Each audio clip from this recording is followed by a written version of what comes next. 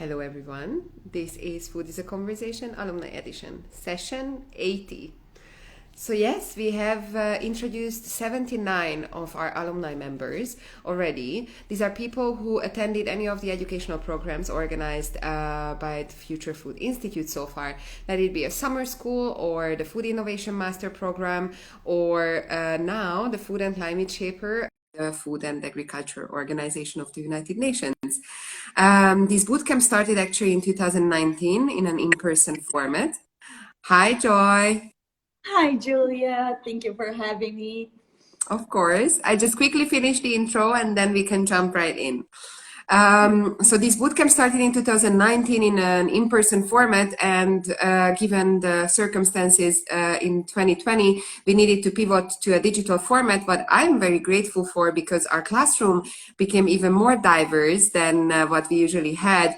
And I can say that it's always a global, huge classroom working together, learning about design and prosperity thinking and ecosystemic thinking and different tools and ways how to become active in their own communities and fight climate change through food. But without making this session about the bootcamp, everyone who is interested, you can check out the Future Food Academy website and apply actually, because the next cohort of digital bootcamp is starting on the 25th of June. Meanwhile, we also have 2 dates for in-person bootcamps in Italy, but hopefully we'll host a lot of different people also from all over the world who can finally travel. And now I encourage everyone, please post questions in the chat if you have any. We will try to accommodate them. If you cannot stay with us the entire time, no problem, because the conversation will be posted on IGTV immediately afterwards. And now I would like to hand over the stage to my guest today. Joy, please introduce yourself. Tell us where you are dialing in from and how did you end up on the very last digital bootcamp, the third edition, what we had in March. Perfect, Julia. Well, again, thank you for having me. I think that this experience has been amazing for me all around. So I'm Joy. I am dialing in from Brazil, in Curitiba, coldest capital in this country. So I'm here being a little bit cold today. And actually, the long story how I got into the boot camp, but as it began, I started a class at Gastromotiva around 5 years ago, which is an amazing organization. They give gastronomy classes to low-income students. So I had this opportunity.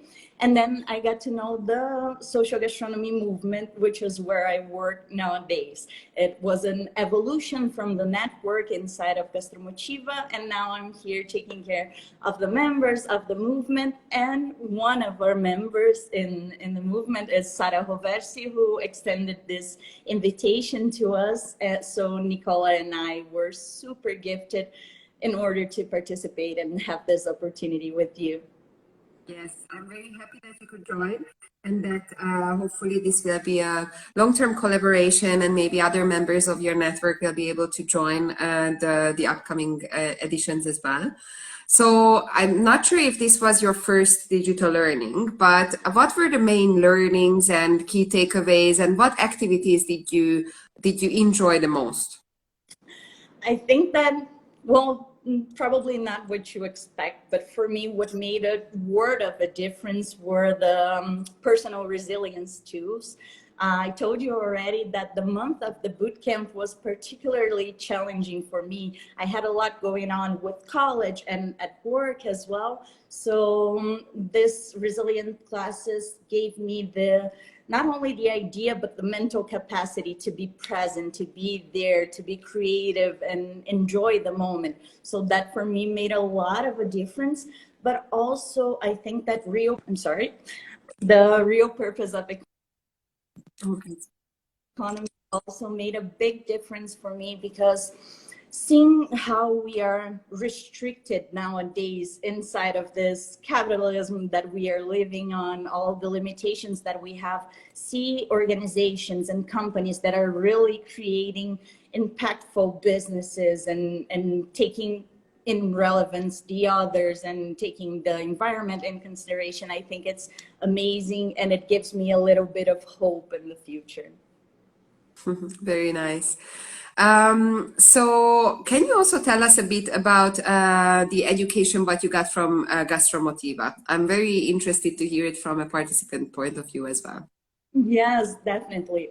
It was a 3-month course, so it's really intense. It's a lot of education.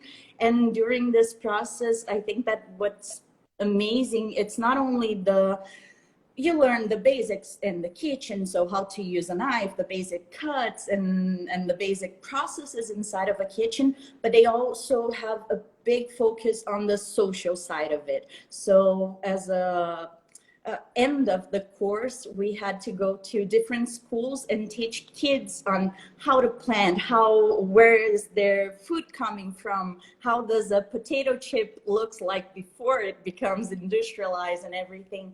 So I think that for me, the biggest learning in Gastromotiva was this shift in my mentality, not only food as fine dining and a commodity for people with money, but indeed a tool for transformation, and it's a really powerful thing. Yeah. So you recently finished your studies, right, in political sciences and international relations, if I'm not mistaken. I'm finishing this year. Oh, so you are actually still in the process. Okay. Yeah. So tell me what made you decide to study this, and how do you see you will be able to apply the learnings what you are gaining there? Oh, in various ways. I started my academic life in gastronomy and learning all of that, but I always had this will to go into politics. I was born in Brazil. It's a really poor country, but also an amazing and full of opportunities country. So I think I learned at a very young age what social inequalities are. So for me, it was never an option. For me, just my studies and my graduation, for me, it's a political act. So for me, it made a lot of sense to go into international relations. I have a big passion for different cultures. I love to get in touch with different people. So this side for me was really important. And also, I think that from a very young age, even at my high school, I was the president of the student council, and I was part of the pro-democracy movement. And yes, that was a thing at my high school. So politics were always really important to me. And I think that now inside of these 2 courses, I'm getting 2 degrees at the same time, and being able to get this social side, but also with the public policy, how can we influence the governments and everything. So I'm really happy. I think I finally found the course that makes sense for me. So how do you see food as a tool in policy making? So if we want to think about food diplomacy, maybe, how do you see the role of food and how policy making can actually contribute to a better food system? Well, I think that there's no separation. Food is involved in all aspects of our lives. Food shaped communities. It actually began this whole story of commensality and getting together. It was because they couldn't eat what they hunt, and they needed to get more people to finish that meal. So I think that food is in all aspects of our lives, and I believe that it is not only a question of being a commodity as we are using right now, but I see food as a commons, food as a resource that we are all sharing, and we need to be smart and tactical about it. So we need to unite, we need to have governments acting together to have a better supply chain in order for us to not travel as much with an ingredient in order to have it at our tables. I think that not only that, but in the cultural side as well. After globalization, I think that the whole world is losing a little bit of their traditional values and culture. So I think that food can also make us stronger, make countries more proud, and be really nationalism, but in a good way, of course, and just leverage this passion that we have. And also at the end is the place where we recognize each other's, where we can see that we are just someone else in the planet that is sharing the same thing. So I think it's the base of everything. Yeah. So during the boot camp, the final act is a hackathon, right? And your team was actually assigned to a challenge which was about food diplomacy. Can you maybe tell us what your challenge was and what was the final solution you guys came up with? Of course. Well, the proposition for our challenge was how might we help governments improve public health by leveraging traditional food culture. So for me, it was perfect. I believe you have a finger in that. You perfectly the teams and the topics. So for me, it was really interesting. And one of the biggest challenge actually was this part with the government. How can we connect them? All of our mentors, everybody was like, okay, but why the government? Are you sure you can involve the government? And I think that part of our solution was this, not only reinforcing the traditional aspect of it. So our solution was to get the tortillas that are super heavily consumed in Mexico and get back to the tradition of it. So eating the corn tortilla instead of the flour one that we have all around. And I think that the most brilliant part and what was more exciting for me was this connection to different pieces. So for example, the government will not only do this because they need the numbers in public health increasing. No, they need to empower the woman. They need to teach the woman who in Mexico and in a lot of different countries in Latin America as well, the women are generally the heads of the house. So it's exactly where we need to start the education, then getting kids on board as well, because they are the future of how we engage, and doing this through the capacity of the government without allocating a lot of money from that, doing it in a smart way where we can already use what's in place in Mexico right now, but in a smart way where we can benefit more people. Yes, exactly. I actually really like the idea, and I keep using this example what you identified during your research, that there was this myth about corn tortillas before when they wanted to change to wheat flour, right? That it would make us like less intelligent, if I'm not mistaken, or something like this, if you eat corn tortillas. Yeah. Exactly. We see how crazy, how heavily culture impacts that, because it was back on, with the colonizers, with the Spanish, that they were not used to the corn and that kind of eating. So it's crazy to see how it stands until this very day. And it was a brilliant opportunity for me as well to get in touch with friends. So I got everyone that I knew from Mexico, a couple of members of the social gastronomy movement in Mexico as well. And I ended up talking to a friend that I haven't seen in over 10 years. And she's a food scientist in Mexico. And she gave me amazing insights, because our idea at the beginning was, oh, how can we make the Mexican people go back to eating their traditional foods? And she said, we never stopped. We are just doing that in a heavily processed way with the worst ingredients that you can find. So it's how the producers can change and start offering and just having this available in more places.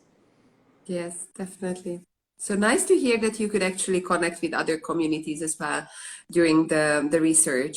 So you mentioned the social gastronomy movement already. So first of all, if you could briefly introduce the organization to our audience, if they would not have heard about it, and also tell us what your role is. And so what is your role as a climate shaper in your own community? Amazing. Well, the social gastronomy movement was an organization that was born out of the necessity to come together. We had already a lot of friends in all parts of the world that were working with food as a tool for social change. And when we asked these people, okay, what do you need? they always said, I'm feeling lonely. I need other people. I need to exchange with more people. So that's when the social gastronomy was born. And we have this convening power of connecting people. So actually, that's my role at SGM. I am the global member engager. So my responsibility there is to make sure that our members have the space to connect and to collaborate with each other. Right now, we are over 150 members all over the world. We have different countries and continents, and we are always doing specific actions. We try not to stay on the conversation realm, but take everything that we discuss into action. So we already had the Food Solidarity Fund last year that distributed over 100K for 10 individual organizations around the world. Those organizations, they managed to distribute over 300K meals all around the world as well with that money. We had the gathering last year with over 30 sessions of a week of events. And on that as well, we had the Universal Plate campaign, which in just one day we served over 90,000 meals. So we are always trying to connect not only the knowledge that we have in our community, but doing that in a way that can be transformed into action.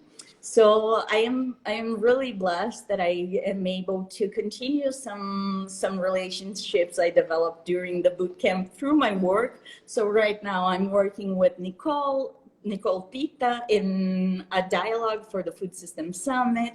Gabriela Cheng is also supporting us with that. She was one of the teachers that we had during the boot camp. And I think that in a personal level, one thing that really got to me were the dormant resources. And the moment that I realized that all of my friends, all of my family is a dormant resource, are people that can make action that I'm not using, I'm not doing anything to them, I think it changed a lot for me. So I'm hosting way more conversations about it. I'm always trying to connect. I never used to invite my friends for my events at work. I have no idea why. Now I'm starting to do that as well, hosting dinners just to get the conversation going. I think that we have a big separation between the people that are working with it heavily and they live and breathe food systems and how to improve that. And then we have the consumers who have no idea what's going on. They consume what's easier for them. So going to my friends, seeing them as this dormant resources, I think it has been really amazing for me. I'm discovering a lot about my friends as well. So it has been a journey. That's very nice to hear. So how are your friends responding to the new invitations, and how do you see their perception, or how do they receive these messages? Because I assume in this case, their connection to the food system is through consumption, right? Yeah. And they are not necessarily actors in the value chain besides purchasing, but that's also an action, right? So how do you see their response? I think that it's a little bit of my work as well, that I'm already used to connecting the right people, put them in the right places. So I try to invite them and share content that is more specifically to their reality. So for example, I have a lot of friends who are vegetarians or vegans, and I'm trying to give more attention to the farmers and how their food is being produced as well, because we think, oh no, I stopped eating meat, that is enough, I'm doing amazing for the planet. But not always. Even those plant-based hamburgers right now, we don't know the quality of that. The ones producing are the ones researching it, so how can we trust it? So I think that going into more practical examples, something that will be really correlated to their daily basis, to their daily life, I think it helps a lot for them to make the connection and really pay attention and make the changes they need. Exactly. I think it's very important. And also, this is one of the principles we have in the boot camps. We need to show examples which are easily replicable by anyone. Because if you keep showing only the bigger things, the more complex solutions and so on, that can be also scary for those who are at the beginning of their journey. They feel they want to take an action, but they don't necessarily know how to contribute. So if we can translate these examples into more digestible pieces and give actionable examples, then we can actually make a change. And I see how my friends or my family members actually feel very proud when they implement one of these actions in their life. Yes. And so it's a give and take, if you wish. So I have one question that I ask from everyone on these sessions, and that's about your preferred food future. So if you would need to draw, virtually explain, paint this future for us, how would that look like? Well, I think I already talked a little bit about it, but I think that we need to move from food as a commodity and go to food as a commons. So the moment that we start, I don't really believe in borders and restrictions. So I think that people uniting, it's the solution for everything. So especially seeing from my work, I think the knowledge is already there. Our communities, everyone, we have this knowledge. We have been doing this for over 2,000 years. We have this. We just forgot about it. So I think that we need to catalyze networks, because that will be the easiest way of collaborating through multi-sectoral companies and organizations and everything. And that will also enable an ecosystem that can actually look back to move forward. So really paying attention to what we already have of knowledge, how farmers used to work in last century, doesn't need to go that far. So I think that being united and really trusting in the knowledge that we already have will be amazing. And for sure, technology will play a big part of it. But I expect my desirable way would be that we would be more inclusive as well. Food being an option for everyone, it can't be a luxury product anymore, but also having this technology and everybody being able to connect to each other. Yes, inclusivity is very important. And also creating equal opportunities and access for everyone. Let it be about food or knowledge or information, as we said. So, Joy, thank you so much for sharing your thoughts with me today. For the audience, if you joined us a bit late, don't worry, you can listen to the conversation from the beginning very soon on our IGTV. And also please stay tuned, because we have these conversations twice a week. So watch out for our stories and you will see when the next one is happening. And if you are, having a bit of time and you feel like you want to binge watch something, this was the 80th session. So I can recommend everyone to go and listen to the stories of our food and climate shapers, because there is a lot of learning and a lot of fun stories as well. So yeah. IGTV or our YouTube channel. So both of them are available. Joy, thank you so much again, and have a lovely rest of your day. Thank you, Julia. You too. See you soon. Bye. Bye.